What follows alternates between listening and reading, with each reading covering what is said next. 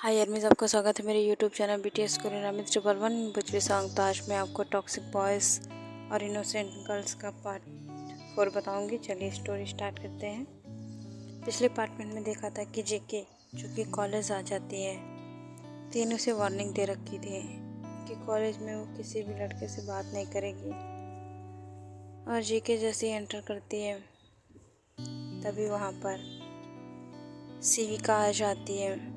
शिविका जो कि बहुत ज़्यादा ही प्यारी होती है और वो जेके की फ्रेंड बन जाती है। जेके भी बहुत अच्छे से उससे बात करती है और जिमिन की भी वो फ्रेंड बन जाती है। ये बहुत ज़्यादा ही प्यारे दोस्त बन जाते हैं और बहुत ही ज़्यादा ये क्यूट होते हैं। बचपन में ये इतने ज़्यादा प्यारे हैं, कुछ कहने को नहीं। इन्हें कोई देख ले तो इनका दीवाना ही हो जाए। यहाँ पर सारी लड़कियाँ जो कि जे को देखकर पागल हुए जा रही थी। देखने में सभी 13 ईयर की थी, बट इन लोगों का बिहेवियर एडल्ट की तरह था। वो ऐसे रिएक्ट कर रही थी जैसे कि कोई एडल्ट गर्ल हो जो हॉट लड़की को देखकर रिएक्ट करती है। और जेके जो कि अपने क्लास में जाने लगती है, सबकी क्लास सेम ही होती है तो सभी बहुत ज़्यादा ही खुश हो जाते हैं। क्लास में एंटर करते हैं। क्लास में एंटर करने के बाद वो लोग अपनी अपनी सीट देखने लगते हैं। जेके जो कि आगे ही बैठी होती है और उसके पास जुंगी बैठा होता है और ते उसे लेकर सबसे पीछे वाली सीट पर चला जाता है। जुंगी भी स्माइल करता है और वहाँ पर जिमिन को बैठा लेता है। जिमिन भी बैठ जाती है क्योंकि उसे भी जुंगी का केयर करना अच्छा लगता है, इस वजह से। ऐसे ही सब क्लास अटेंड करते हैं और सभी क्लास ओवर करके लंच करने आते हैं। लंच जैसे ही होता है तो शेके जो कि बहुत ज़्यादा भूखी होती है वो खाने पे टूट जाती है। और हॉबी भी सेम उसी की तरह है। और यहाँ पर जो शिविका होती है वो कहती है कि तुम बंदर हमेशा उछल कूद करते रहते हो, हमेशा खाने के पीछे ही पागल रहते हो। तो फिर हॉबी कहता है कि तुम बंदरिया चुप रहो, मैं तुमसे बात नहीं कर रहा हूँ, फालतू मुझसे मत लड़ा करो। तो जो कि इन लोगों को एक आंख दिखाता है, जो लोग चुपचाप अपने खाना खाने लगते हैं। इधर जेके जो कि कब से ठूसने में बिजी होती है, वो किसी के ऊपर भी ध्यान नहीं देती है। ते जो कि अपनी बात को रखते हुए कल मैच है तो फिर मुझे अब मैच की तैयारी के लिए जाना होगा, तो इस वजह से सभी कल मिलना। और वो बहुत ज़्यादा ही परफेक्ट है हर चीज़ में, चाहे वो गेम हो, चाहे बॉक्सिंग हो, चाहे कुछ भी हो, हर चीज़ में वो परफेक्ट है। और वो इतना ज़्यादा हैंडसम है कि लड़कियां उसी को देखने के लिए ख़ास तौर पे ग्राउंड में आती हैं, पर वो किसी को भी नहीं देखता है। यही खासियत है ते की। ते ऐसे ही अब बहुत ज़्यादा ही प्यार से जेके को देखकर चला जाता है, पर जेके समझ नहीं पाती है क्योंकि वो खाने में बिजी होती है। ते अब कुछ नहीं बोलता, स्माइल करके फील्ड में चला जाता है और प्रैक्टिस करने लगता है। ते इतना ज़्यादा हॉट लग रहा था प्रैक्टिस करते हुए कि सारी लड़कियां उसे ही देख रही होती हैं, पर वो इग्नोर कर देता है। यहाँ पर एक लड़की सनम होती है जो कि ते की दीवानी होती है। वो ते को बहुत ज़्यादा ही पसंद करती है और इसी तरीके से वो ते के करीब जाने लगती है। ते उसे इग्नोर करके अपने गोल कर लेता है और कहता है कि तुम कौन हो। तो सनम कहती है कि मैं सनम हूँ और मैं तुम्हारे साथ रहना चाहती हूँ, तुम्हारी दोस्त बनना चाहती हूँ। तो ये कहता है कि नहीं, मुझे ज़्यादा दोस्त बनाने पसंद नहीं। तो सनम बहुत ज़्यादा गुस्सा आता है, लेकिन वो कुछ नहीं कह सकती। इस वजह से वो मुंह बनाकर चली जाती है। ते अपनी प्रैक्टिस कंप्लीट कर कर घर आ जाता है, क्योंकि सभी घर पहुंच चुके थे। और वो तुरंत ही जेके के रूम में जाता है और देखता है कि वो बहुत ही आराम से सबसे बातें कर रही होती है और बहुत ही इंजॉय कर रही होती है।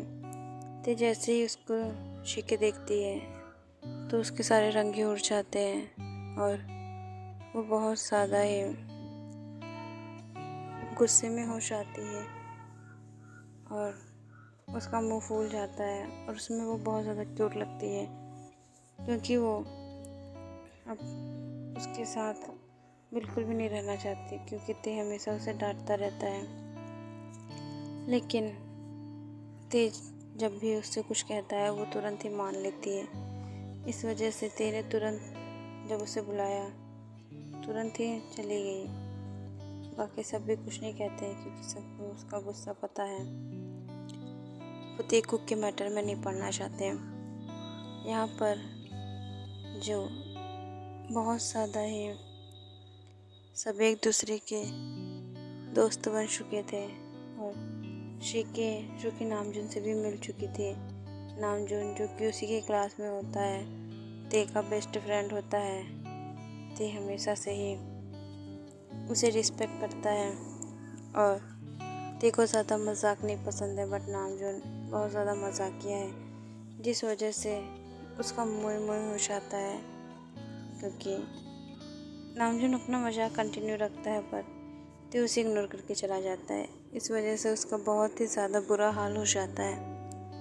इधर सभी बहुत ज़्यादा खुश होते हैं और कल के लिए प्रिपेयर हो रहे होते हैं, क्योंकि ते का मैच होता है। ते भी फुल कॉन्फिडेंस से तैयारी कर रहा होता है। नेक्स्ट डे मॉर्निंग सभी जल्दी ब्रेकफास्ट करके स्कूल जाने लगते हैं। तभी शिके युंगी से पूछती है कि भाई आज तो क्लासेस नहीं होगी ना, क्योंकि आज तो मैच है। तो फिर युंगी बताता है नहीं, लंच के बाद से कोई क्लास नहीं होगी, मैच होगा, लेकिन उससे पहले तुम लोगों को अपनी क्लास अटेंड करनी पड़ेगी। और ऐसे ही अब यहाँ पर सभी अपनी जल्दी से क्लास ओवर करके आते हैं। ते जो कि अपने दूसरे शो उसका अपोजिट प्लेयर होता है उसे देख रहा होता है। युंगी जो कहता है कि कुछ भी हो जाए पर वो तुझसे जीत नहीं पाएगा। तो ते कहता है कि अपने दुश्मन को कभी कम नहीं समझना चाहिए। और युंगी को भी ये बात अच्छी लगती है और वो स्माइल करता है। ते उससे कहता है कि स्माइल करने से कुछ नहीं होगा, जाकर प्रैक्टिस करो, प्रैक्टिस करने से ही हम लोगों को अच्छे से गेम जीत पाएंगे। युंगी का भी मुंह बच जाता है और वो भी प्रैक्टिस करने चला जाता है। इधर ते जो कि बहुत ज़्यादा ही सॉफ्टली हार रहा था और अपने अपोजिट साइड को जीतने दे रहा था, जैसे कि मानो वो लोग ये समझे कि ते एक अच्छा प्लेयर है ही नहीं।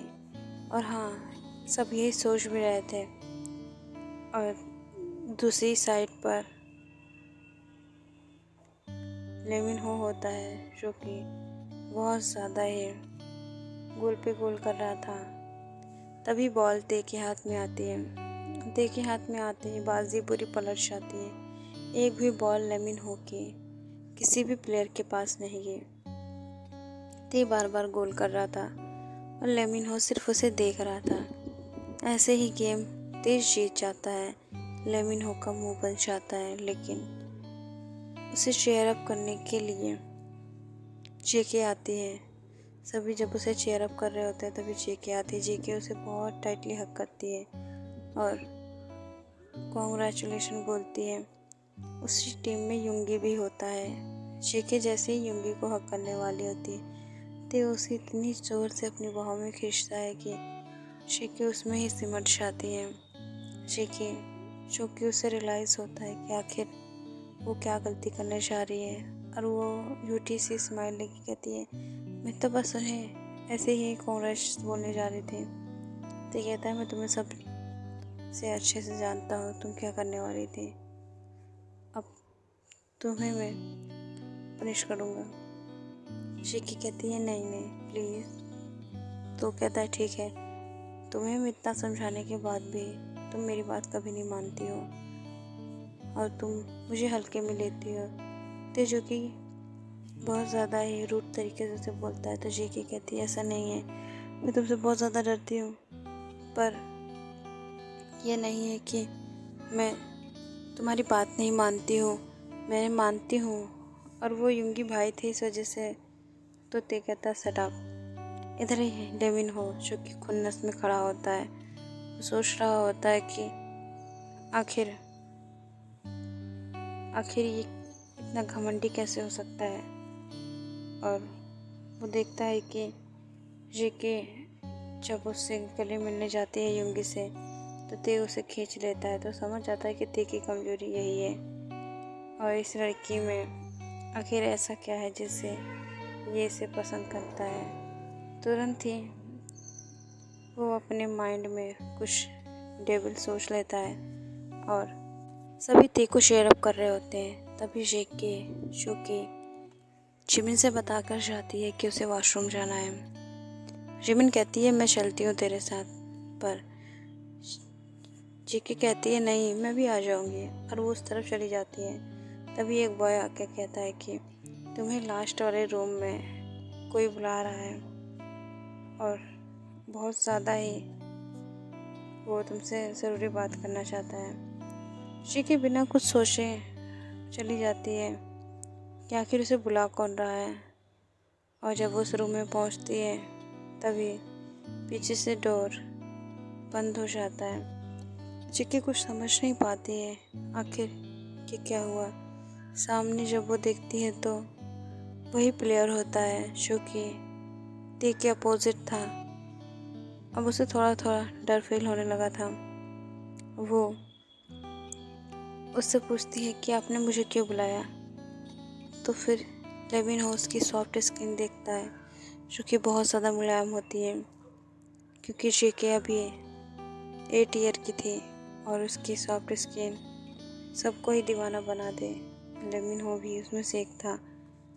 वो उसके क्यूट गालों को टच करता है और उसके हाथ को पकड़ता है और कहता है कि तुम बहुत ज़्यादा ही सॉफ्ट हो, क्यों ना तुम्हारी सॉफ्टनेस छीनी जाए।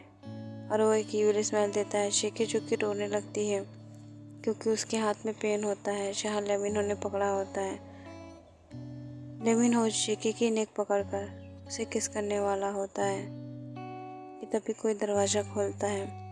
ओके यार, मैं जिस पार्ट को मैं एंड करती हूँ नेक्स्ट पार्ट में जानेंगे कि आखिर कौन है जो इस तरीके से उस दरवाजे को खोलता है और जेके क्या बच पाएगी ते के कहर से। ते की बात नहीं माने, किसी लड़के की बातों में आकर वो किसी रूम में चली गई। अब ते क्या करेगा ये सब तो हम नेक्स्ट पार्ट में जानेंगे। ओके आर्मी सरांगे, बाय आर्मीज।